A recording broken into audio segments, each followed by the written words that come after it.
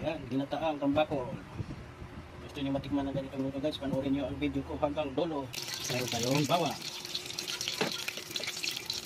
Bawang, yan. Itayin na natin.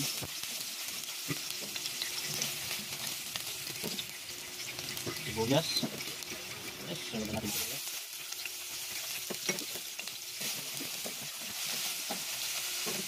Sunod na natin yung luya. Yan.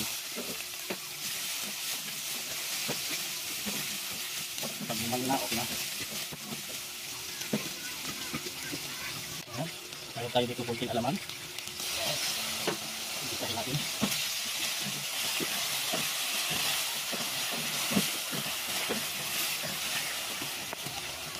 Sunod na natin yung celery powder.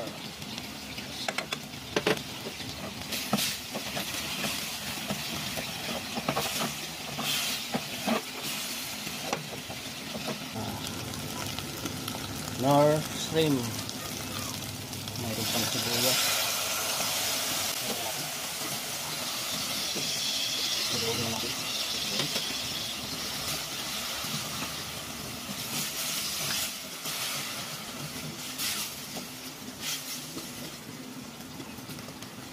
Yan, isusunod na natin ating piniritong tambakol. Ito na natin ang ating piniritong tambakol. Sayang, sunog dapat hindi ganun. Yes.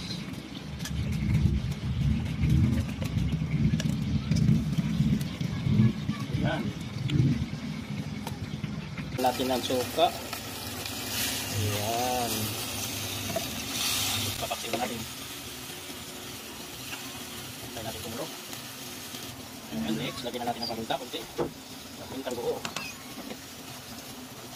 Next, lalagyan na natin ang asin. Ipigdahan na natin.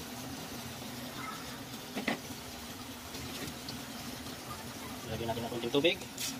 Yes. Tapad. Pagkulong kayo, pagkulong. Saka naman ang gata.